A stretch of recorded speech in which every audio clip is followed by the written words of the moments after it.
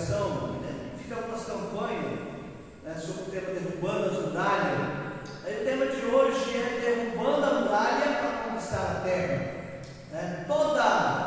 Toda a terra que Deus havia prometido para Israel, no livro de Êxodo, e também no livro de Josué, capítulo 1, é relembrada essa promessa, e Deus diz para Josué: olha, a terra dos heteus, dos cananeus, dos heveus, além do mar, além do rio Jordão, aquela região do Eufrates, Deus vai mostrando para Josué, e Deus disse para Josué: aonde você pisar, a planta dos seus pés é seu, a terra é sua.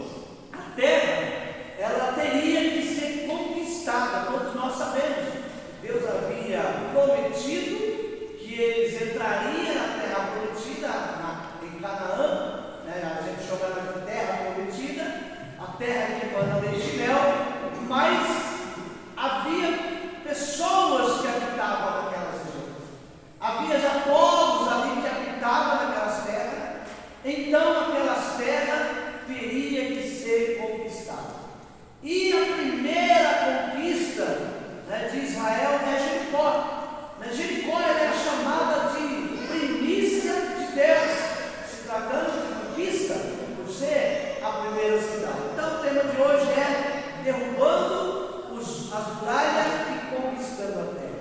Eu queria que você trazesse para você essa mensagem e você fizesse uma análise na sua vida.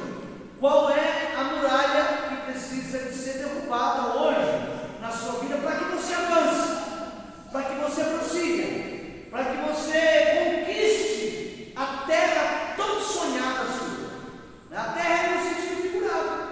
Então você tem uma terra para se conquistar. Tem um sonho, tem um alvo, tem um objetivo, tem um projeto, tem um propósito, tem uma meta a ser alcançada. Mas existem muralhas que precisam ser derrubadas, existem gigantes que precisam ser vencidos, existem inimigos que precisam ser abatidos. E nós precisamos, assim como nós falamos lá no culto na Casa Joyce, ser forte e ser corajoso para enfrentar o inimigo de frente, para enfrentar o inimigo de frente e resistir. Uma palavra que ficou muito na minha cabeça no culto de quinta-feira é resistir. A Bíblia diz no livro de Tiago 4:7, resistir o diabo e ele fugirá de vós.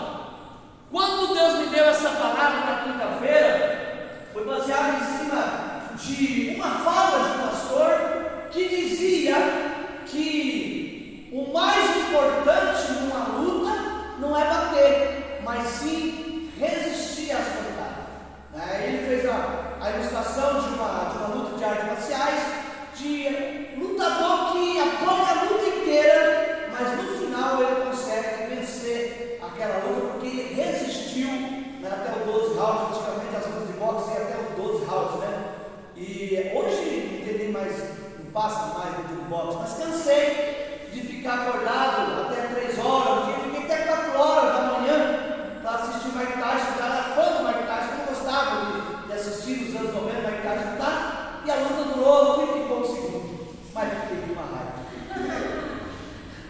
Fui dormir, os olhos que nem uma taça no outro dia. Esperava que aquela luta ia ser uma luta espetacular, e de fato foi. Como ele era muito, muito rápido e muito forte, o seu oponente completou acho que 30 e poucos segundos.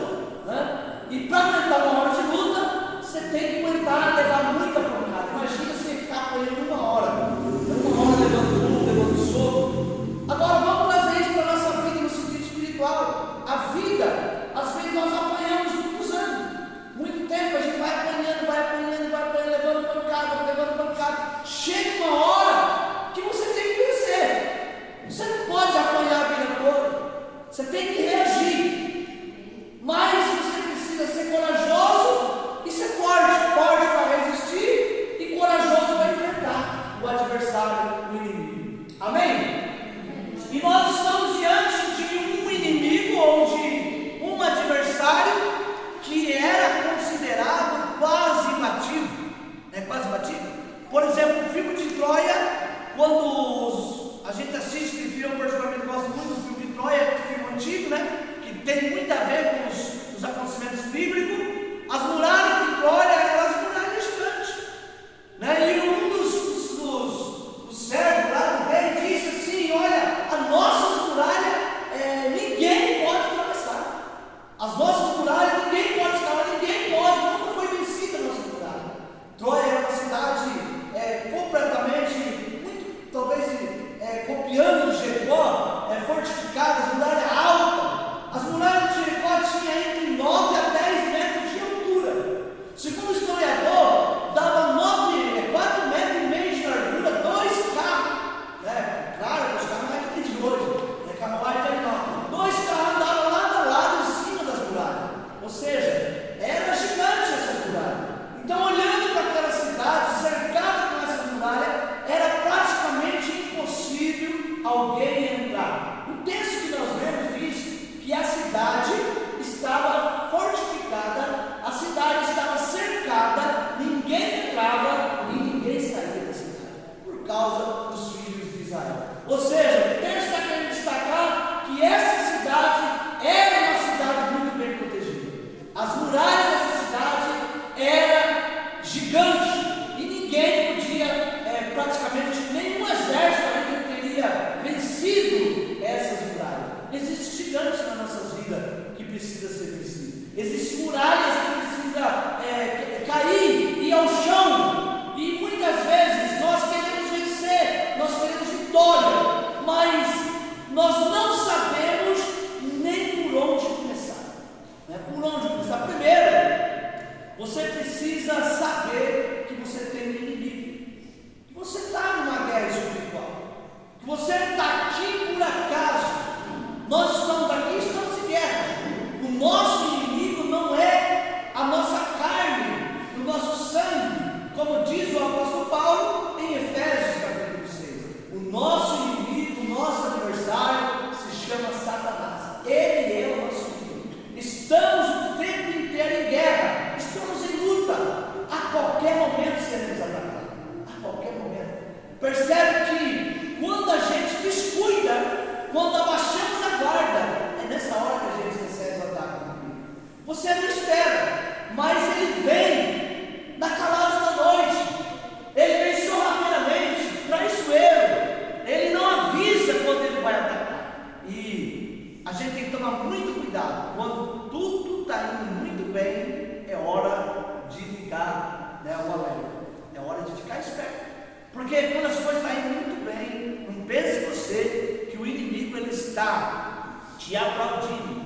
Não, ele está tramando, ele está preparando uma maneira de te atacar, uma maneira de avançar contra você. Eu gosto muito do texto de Naum, que diz assim: ó Nínive, fortifica as tuas fortalezas, reúna toda a sua força, porque um destruidor sobe contra ti. Olha que palavra forte. O destruidor sobe contra ti, e o profeta Naum vai dizer: reúna todas as tuas forças, fortifica as tuas fortalezas, entra no barro, pisa a lama, faz tijolo e tampe as brechas. Esse é o grande problema, que às vezes nós damos brecha para o inimigo.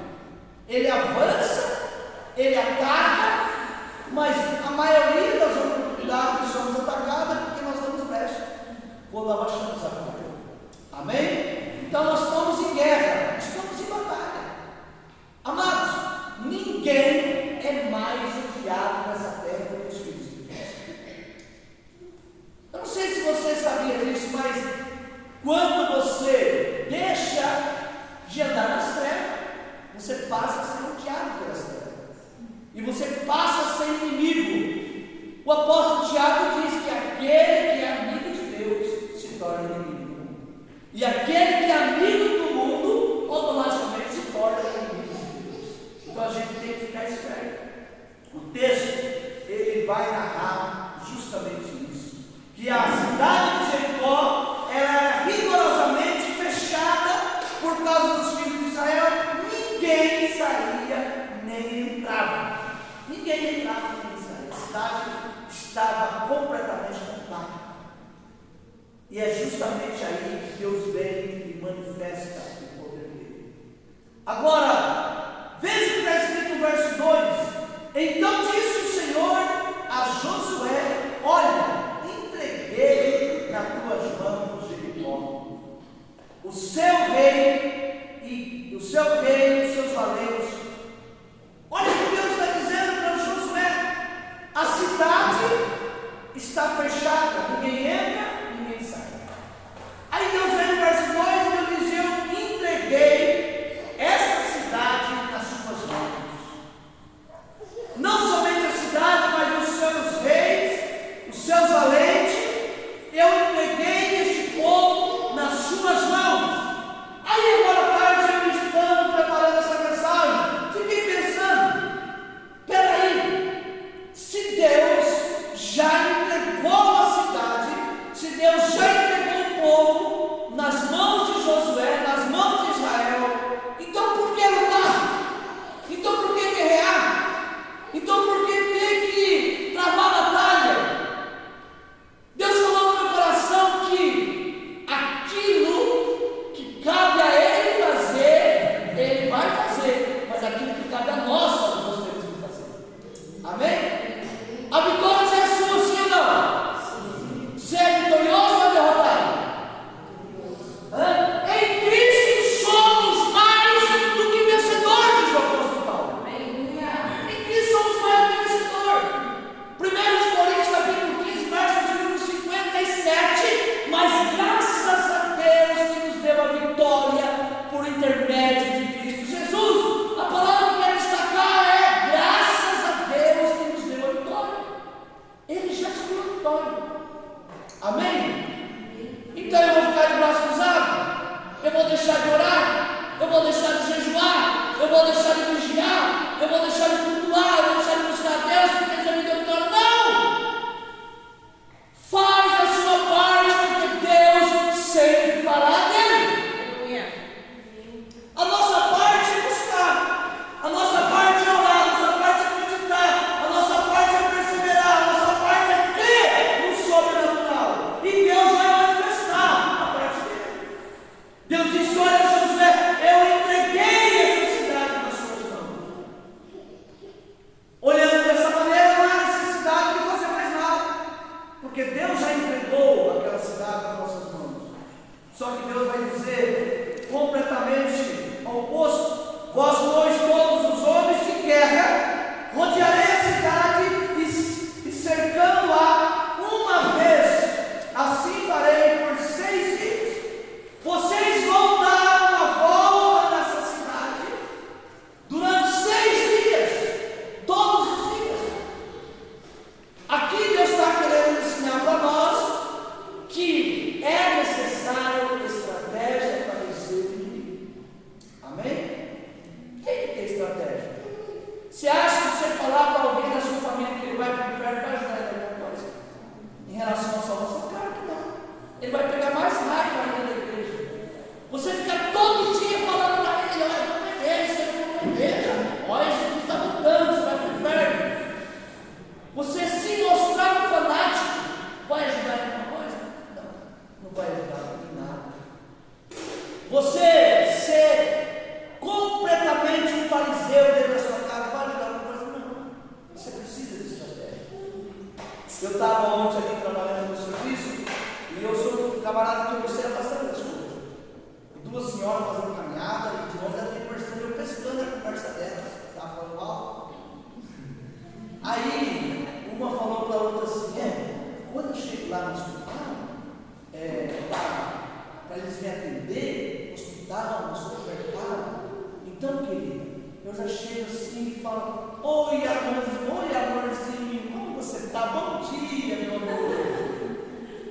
Aí ela fala assim: nossa, quando você fala assim, ele já coloca um sorrisão e fala: o que a senhora quer? O que a senhora precisa? Olha só que coisa sábia, né? O senhor tem bastante idade, malandrinha, usando estratégia. Por quê? E ela falou: se você chega com a cara emburrada, né? Você nem dá bom dia, é uma coisa. Mas você chegou, bom dia, minha querida, como é que você está? Como é que você está? Bom dia, está tudo bem com você? A conversa é outra. Olha a estratégia da senhora.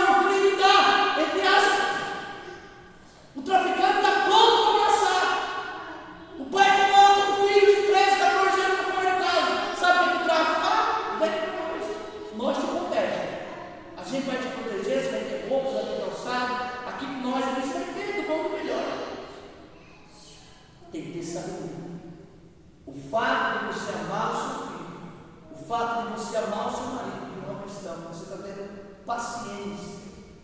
Não significa que você está concordando com o que está acontecendo. Simplesmente você está tendo sabedoria e está usando de estratégia. Amém? Você está usando estratégia. Mas faça igual essas duas senhorinhas. Coloca o sorrisão no rosto. Filho, você é uma bênção. Você é o meu querido. Né? Trata ele diferente.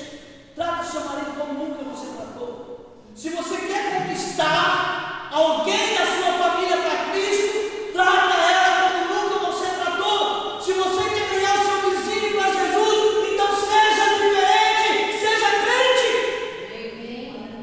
Amém? Ser diferente é ser crente. Agir com amor, agir com mansidão, agir com sabedoria, estender a mão, fazer favor.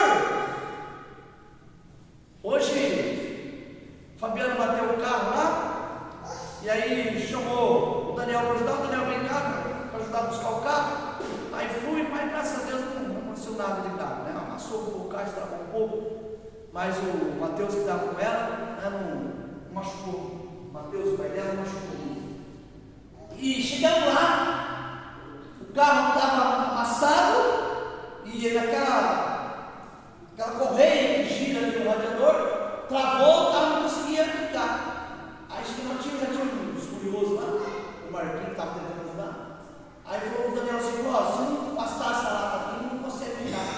Baixou o espírito Hulk no Daniel do ar, foi lá no lado, ele buscou uma turquesa e ficou aqui naquela lata assim, puxou, vermelhou, tirou acho que mais ou menos meio centímetro, ele conseguiu afastar a lata. Aí tem muita força.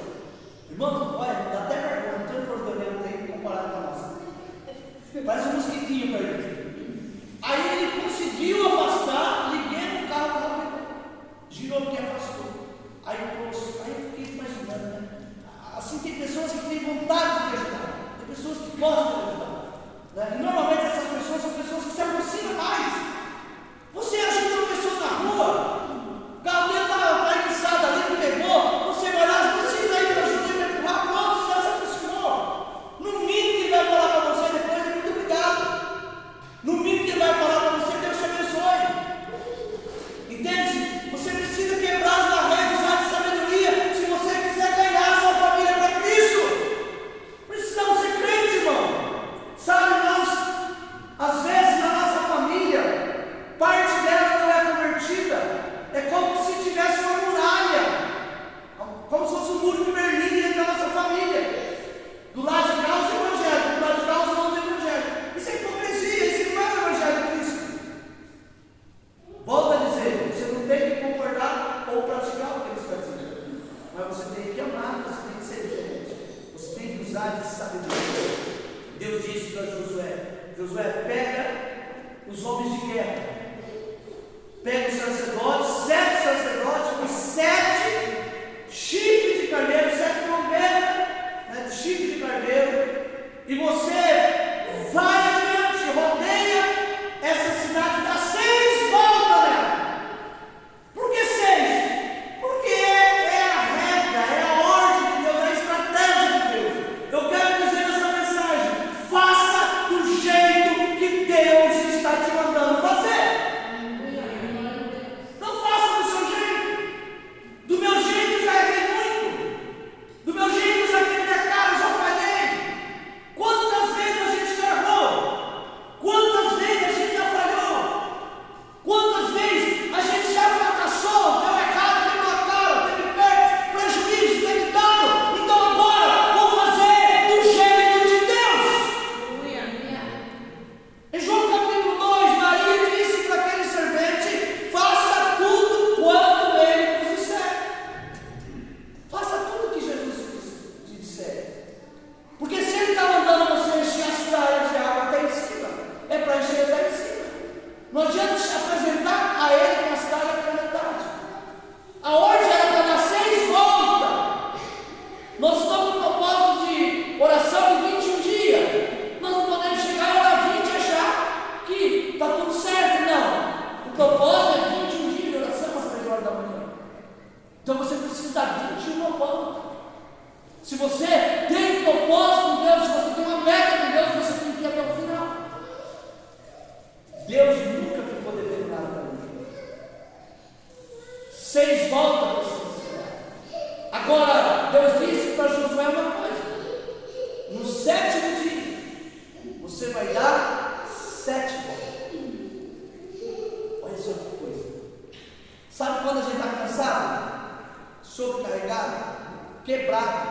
Aí você fala assim, hoje eu não aguento nada, hoje vou tomar banho, vou dormir, nem vou jantar. Aí de repente chega alguém dizendo, você tem que sair, tem que socorrer pessoas, às vezes nem banho você toma, você volta, depois toma banho já quase 10 horas da noite.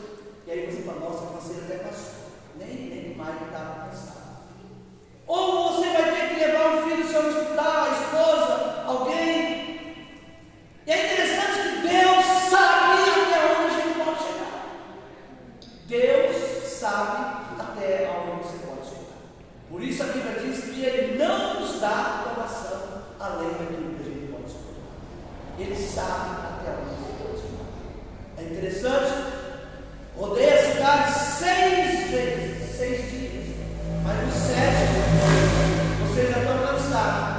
No 7º dia, vocês já estão exaustos. Vocês já deram 6 voltas. Mas no 7º dia, eu quero que vocês, esse 7º, Deus testa os nossos limites.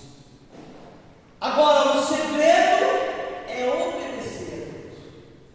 O texto vai dizer que Deus deu estratégia para Josué. Josué, o sacerdote que toca as trombetas vai à frente. 7 sacerdotes tocando as trombetas vai à frente.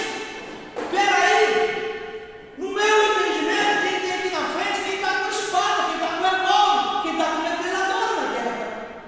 Mas Deus disse, olha Josué, os 7 sacerdotes vão à frente, os 7 chifres de carneiro que vão tocando.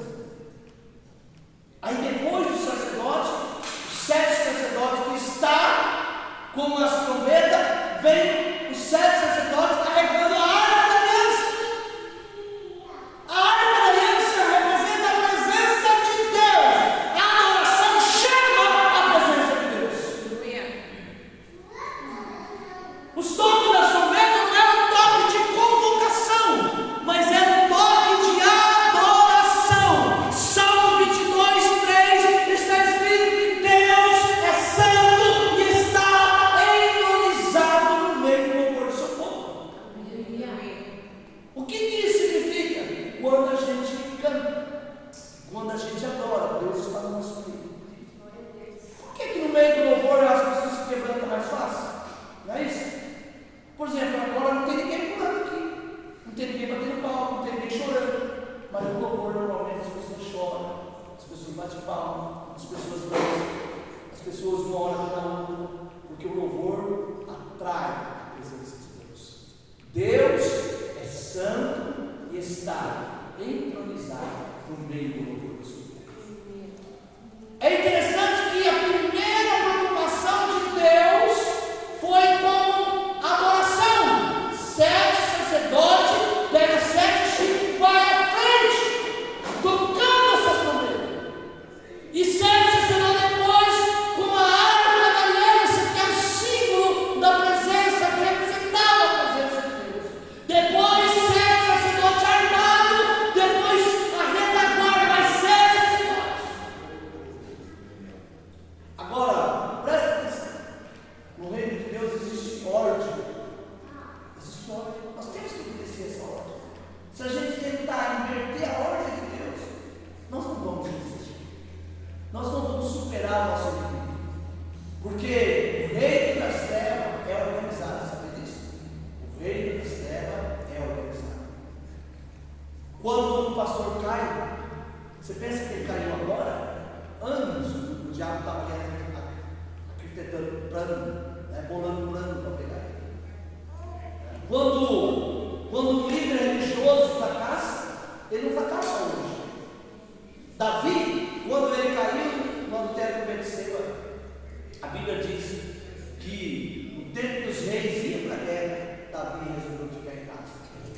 E ele viu ela tomando banho lá no seu terraço, e ele então a cobiçou, desejou, mandou que um dos seus oficiais trouxesse Betseba até ele.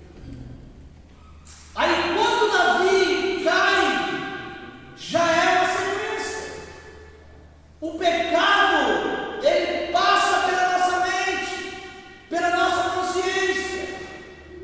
E a gente tem que tomar muito cuidado com isso. O inimigo, ele vai plantando as coisas. Aí quando uma igreja é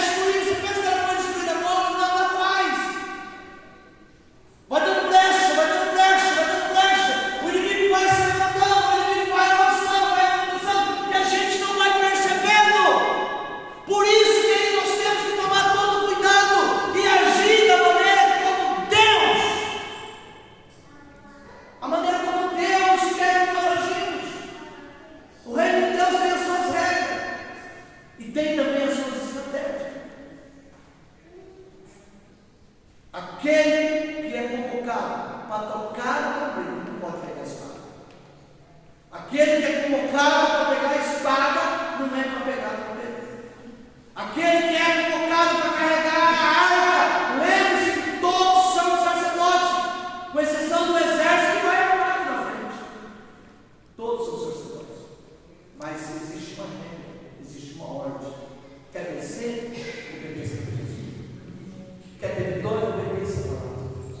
Faça do jeito que Jesus manda você fazer. Eu quero correr um pouquinho à frente aqui no verso de número 7. No verso número 7.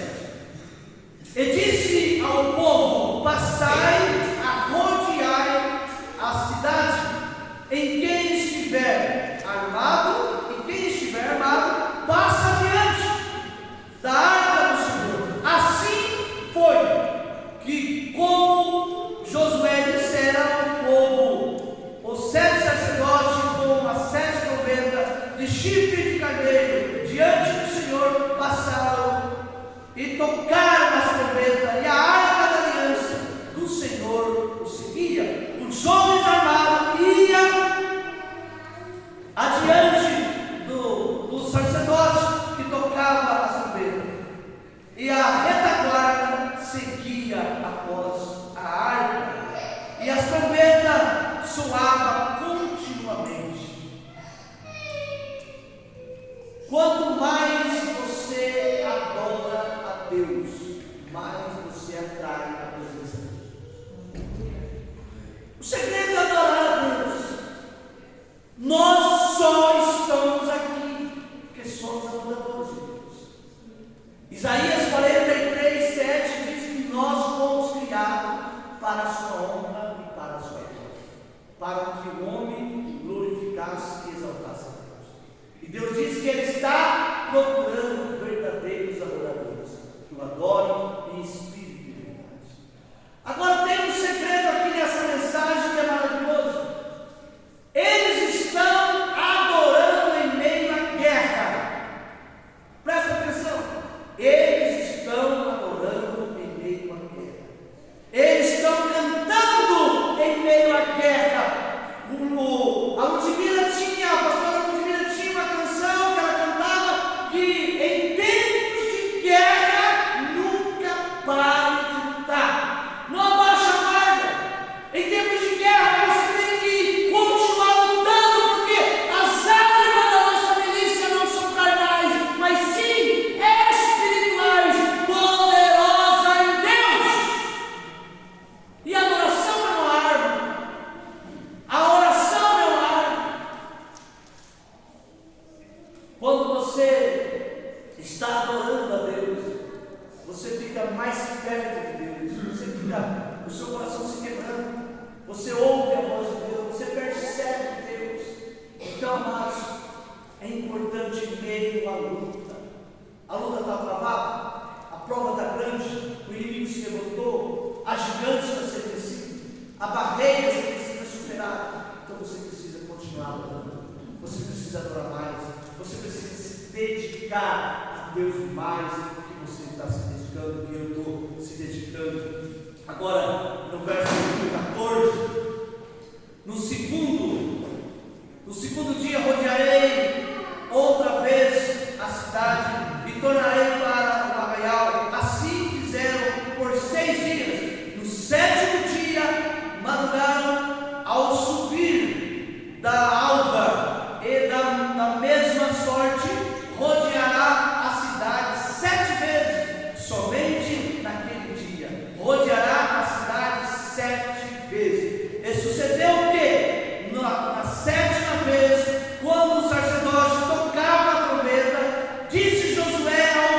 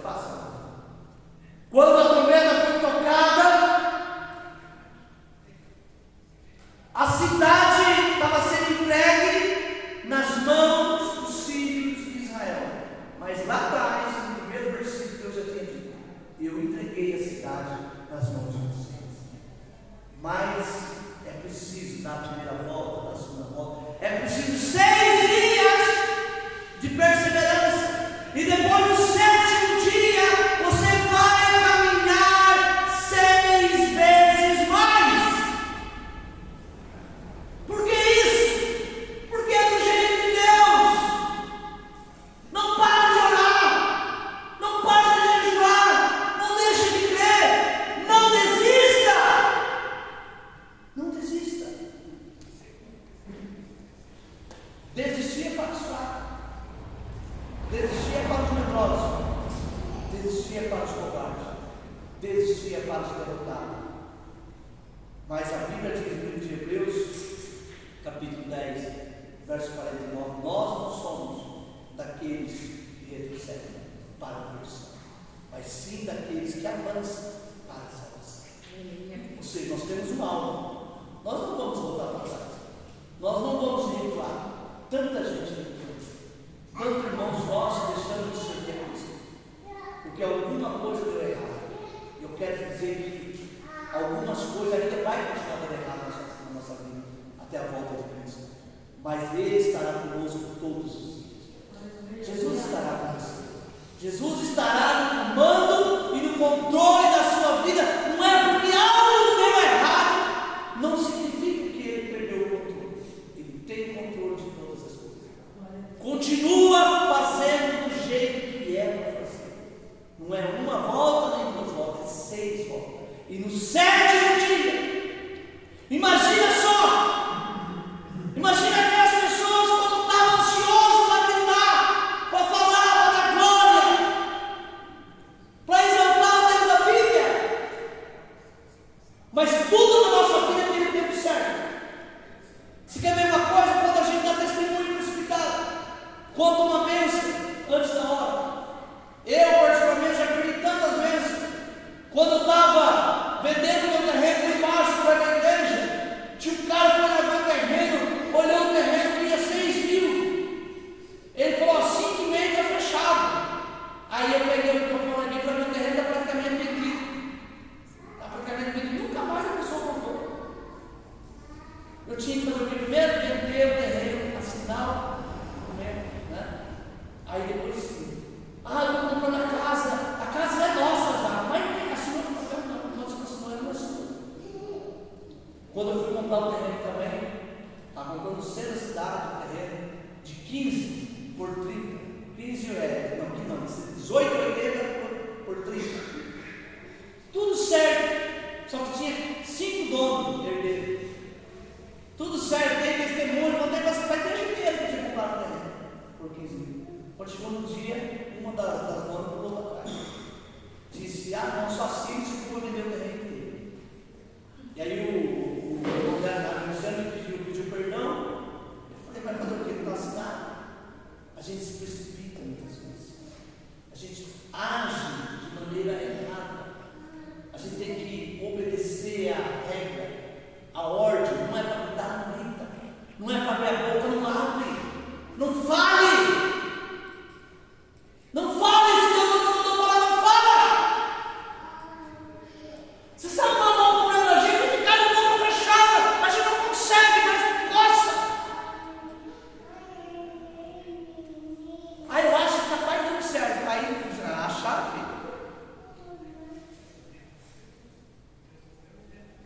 Não grita, ninguém grita, ninguém abre a boca. Vocês estão caminhando 6 dias. Agora amanhã a gente vai dar 7 voltas. Vamos supor, se demorou 2 horas, a gente vai andar 14 horas aqui, em volta dessa cidade. A gente não pode gritar. A gente só pode gritar quando a ordem vem de Deus. Grita. A gente só pode. Irmãos, imagina se ficar 6 dias sem poder falar em voz alta, sem poder gritar, sem poder dar glória. Mas quando Josué liberou, o sacerdote tocou aquele chifre aí os pentecostais pegou força.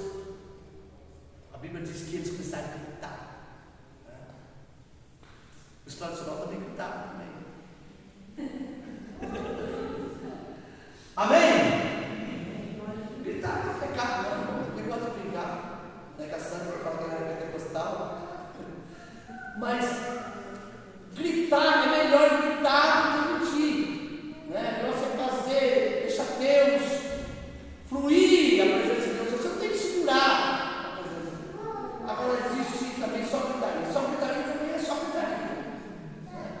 tem que separar o que é poder de Deus, presença do Espírito, é imitação. O fato é que eles gritaram. Quando eles gritaram, aquelas muralhas foram cheias. Muralhas que ninguém nunca tinha vencido. Quando eu era novo convertido, eu achava que essas paredes, eu achava que essa parede tinha tombado para lá. Mas é como se ela fosse demolida, embaixo para cima, ela desceu.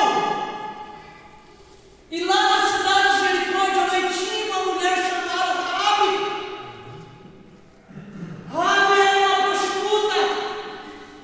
Quando Josué mandou os espias espiar a cidade, para conhecer o território, Raabe escondeu os dois espias que eles tinham sido descobertos. Então, ela escondeu os dois homens de Josué, e ali fizeram um tratado, fizeram um acordo, fizeram um pacto. Eles disseram: olha, quando nosso Deus entregar essa cidade nas nossas mãos, quando nós destruir essa cidade, a sua vida será poupada, a sua família será poupada. Eu estava fazendo um estudo hoje na Bíblia Anotada, e ela diz o seguinte: que o único espaço, território, o único lugar onde não foi demolido o muro foi aonde Raabe morava. O resto, toda a muralha foi demolida, mas naquele pedaço lá onde ela morava, a muralha não foi ao chão. O que isso nos ensina? Deus tem compromisso com aquele que nos escolheu. Amém? Deus tem um pacto com você. E se Ele tem um pacto com você, Ele é fiel. Ainda que nós somos infiel, Ele permanece fiel. Porque não pode negar a si mesmo. Ela foi culpada, Josué, quando o exército subiu e matando todo mundo à espada e foi destruindo a cidade. E de repente, os dois homens de Josué foram chamados e disse: olha, aqui está a prostituta Raabe. E a ordem foi: ninguém toca nela e nem na sua família. Raabe havia colocado um lenço vermelho na janela da sua casa. Aquele lenço era um sinal do pacto que ela tinha feito com o exército de Israel, com Josué, com os espias. Só que aquele lenço vermelho, ele é na tipologia bíblica, ele é o símbolo do sangue de Cristo. Ele aponta para o sangue de Cristo. O que a gente aprende? Se a gente tem a marca do sangue, o sinal do sangue, haverá livramento para cada um de nós. Amém? O livramento só através do sangue de Jesus, só através do poder de Jesus Cristo. Nós precisamos do sangue de Jesus na nossa vida, da proteção do sangue do Senhor Jesus. E quando a cidade foi destruída, a ordem foi que ninguém pegasse nada. No verso de 25, mas Josué conservou com vida a prostituta Raabe e a casa de seus pais, e tudo quanto tinha, e habitou no meio de Israel até os dias de hoje, porquanto escondera os mensageiros de Josué, que tinha enviado a espiar Jericó. Isso é tremendo. A ordem foi que protegesse, ela continuou recebendo proteção, e a ordem foi que ninguém pegasse nada. Aquela cidade ela recebeu uma maldição. Que maldito seria aquele que reedificasse Jericó. No sentido de levantar aquelas muralhas de novo, não no sentido de habitar naquele lugar, mas aquelas muralhas não podiam ser mais. E Deus disse que tudo que estava ali, o ouro, a prata, tudo era do Senhor, consagrado ao Senhor. Ninguém podia pôr a mão em nada. Amados irmãos, tudo é do Senhor para vocês. Nós não somos donos de nada. Às vezes nós achamos que somos donos de tudo e queremos mais, e queremos mais, e queremos mais.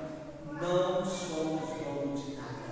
O ouro, a prata, nada é de Deus. Mas Acã foi depois e pegou ali algumas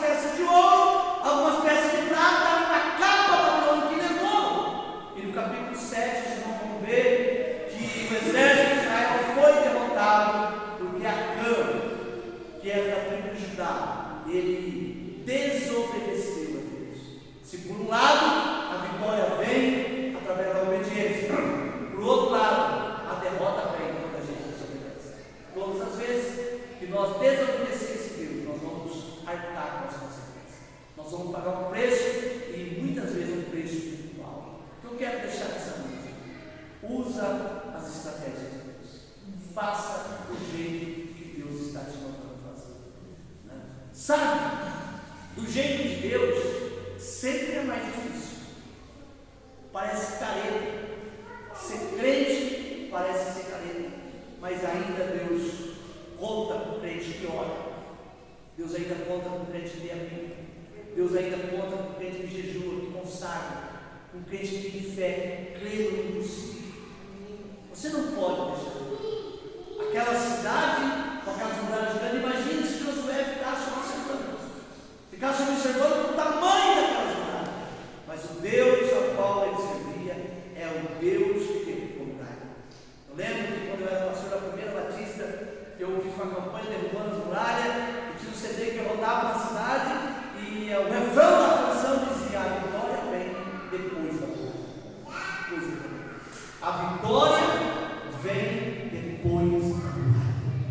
Como eu disse lá no culto, na quinta-feira, após passar o Jordão, atravessar o Jordão, há uma terra para se conquistar.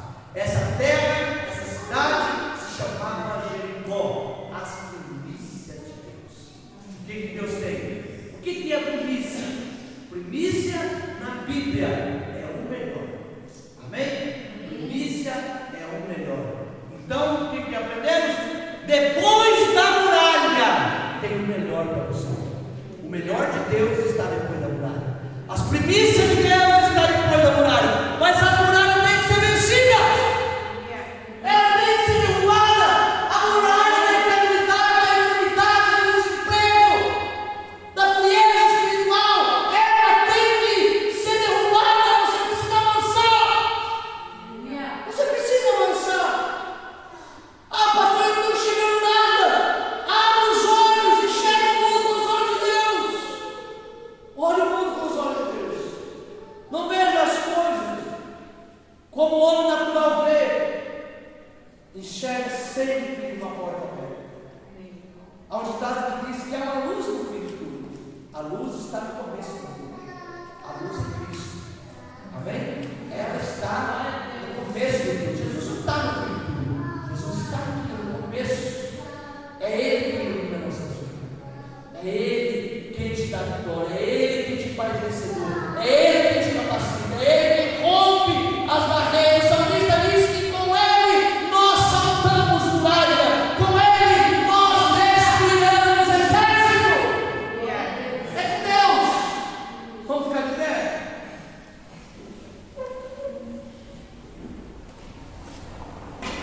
Aleluia. A vitória vem depois da muralha. Sabe, meu irmão, nesses dias agora nós estamos vivendo tantas coisas acontecendo ao mesmo tempo. E a igreja nunca precisou de tanta fé como ela está precisando hoje. Ela precisa crer no mundo sobrenatural. Ela precisa crer em Deus. Ela precisa crer no Deus que faz milagre. Ela precisa crer nos profetas. Ela precisa crer na palavra. Ela precisa crer que algo novo está acontecendo, que Deus está agindo. Sabe, se você ficar olhando internet, televisão, o que a televisão diz, o que a internet diz, a gente fica ali, a gente para. A gente para. Porque é só tragédia. Aquele jornalinho da Atena, né? Eu estou assistindo ele agora, porque a campanha política, né, que quer ficar por dentro, é que a pior coisa que tem é quando a pessoa vai falar uma coisa e não entende nada. Né? Vai falar uma coisa, não sabe o que está falando, então eu gosto de estar por dentro. Quando for falar, eu sei o que eu vou falar. E nesse período eleitoral eu tenho assistido os programas eleitorais, tenho assistido o jornal para ver as notícias, as pesquisas, e mais meu Deus do céu, é tiro no sinal, bebezinho que foi morto, fulano que tacou fogo no outro, é só tragédia, só notícia. E essa notícia é ruim, se a sua mente não estiver blindada, você acaba sendo derrotado. Você também acaba desanimado. É só derrota, só derrota, só derrota. Mas no meio dessa tragédia, no